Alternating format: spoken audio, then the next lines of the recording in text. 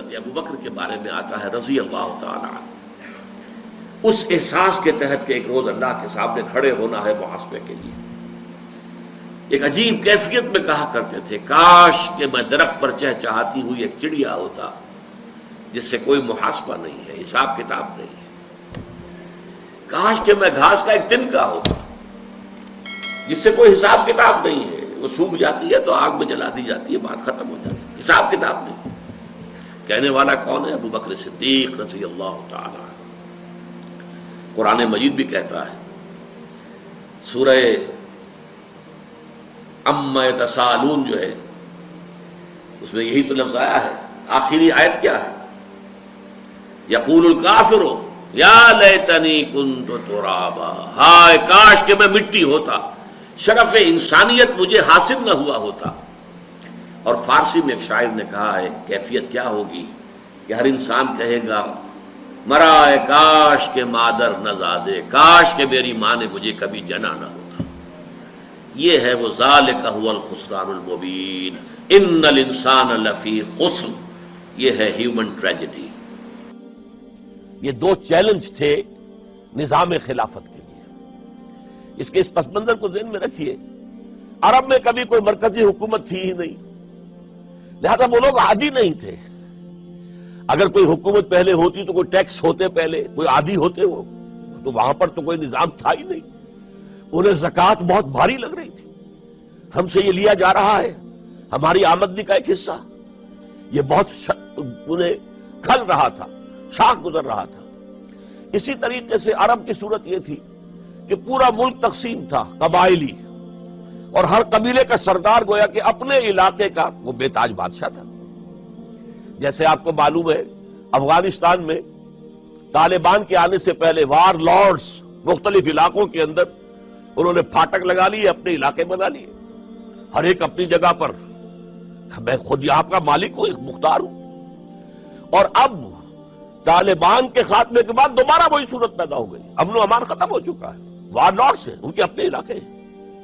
تو ان کے لیے ظاہر بات ہے کہ وہ دبک تو گئے تھے جب ان کی پیش نہیں جا رہی تھی، جب وہ مجبور ہو گئے تھے، انہوں نے اطاعت قبول کر لی تھی۔ اسی لیے ان کے بارے میں سورہ حجرات میں فرمایا گیا قالت الاعراب آمنا، یہ بدو کہہ رہے ہیں ہم ایمان لے آئے۔ قل، اے نبی ان سے کہہ دیجئے لم تؤمنوا، تم ایمان نہیں لائے ہو، ولکن قولوا اسلمنا، یوں کہو کہ ہم نے اطاعت قبول کر لی ہے، ہم اسلام لے آئے ہیں۔ ولما يدخل الايمان في قلوبكم، ابھی تک ایمان تمہارے دلوں میں داخل نہیں ہوا۔ یہ سب کا معاملہ نہیں تھا، لیکن اکثر کا معاملہ تھا۔ ان میں مومنین صادقین بھی تھے، لیکن اکثر کا معاملہ یہ تھا۔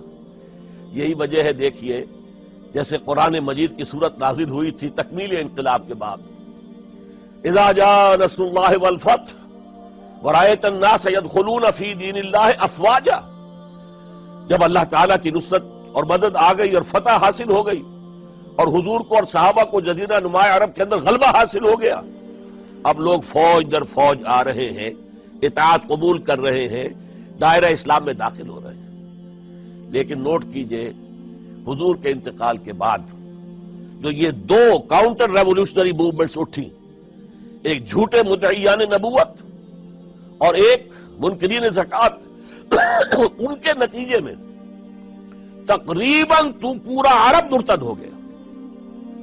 یخرجون من دین اللہ افواجا، اب فوج در فوج وہ اللہ کے دین سے نکل گئے، یہاں تک کہ اسلام صرف ملک حجاز، تھوڑا سا علاقہ، اس کے بھی بڑے شہروں تک محدود رہ گیا۔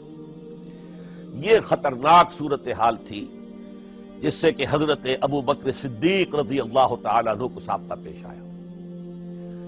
وہ اگرچہ ایک بڑے نحیف الجسم، بڑے رقیق القلب انسان تھے، بہت رحیم اور شفیق، حضور کی شخصیت کا عکس کامل تھے۔ جیسے حضور کی طبیعت میں نرمی، رقت، شفقت، رحمت، ایسے ہی ان، لیکن جب ذمہ داری کا بوجھ آیا ہے، چیلنج آیا ہے تاریخ کا، اس وقت معلوم ہوا کہ ان کی تو شخصیت آہنی ہے، بڑی قوی، بہت مضبوط، ان کا عزم، ان کی ہمت، ان کا استقلال، ان کا اللہ پر توکل۔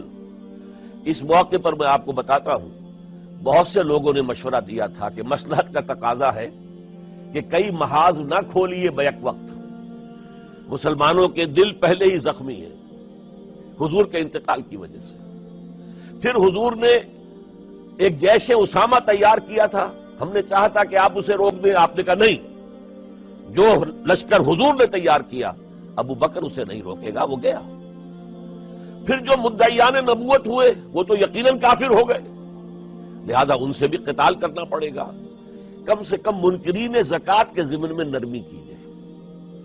انہوں نے کفر نہیں کیا، کلمہ شہادت پڑھتے ہیں، نماز کا انکار نہیں کیا، زکوٰۃ کا بھی انکار نہیں کیا، یہ کہا کہ ہم آپ کو نہیں دیں گے، اپنی زکوٰۃ جمع کریں گے، اپنے ہی غریبوں میں تقسیم کر دیں گے۔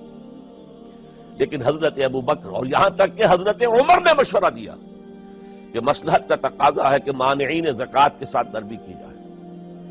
حضرت ابو بکر نے فرمایا عمر تم ایام جاہلیت میں تو بڑے سخت تھے، بڑے مضبوط تھے، بہت طاقتور تھے، خدا کی قسم اگر یہ زکوٰۃ میں حضور کے زمانے میں اونٹ کے ساتھ اونٹ کو باندھنے والی رسی بھی دیتے تھے، اور اب اگر یہ کہیں گے کہ اونٹ لے جاؤ رسی نہیں دیں گے تب بھی میں قتال کروں گا، اس لیے کہ ایبدل الدین وانا حی، کیا دین میں ترمیم کر دی جائے گی جبکہ میں زندہ ہوں؟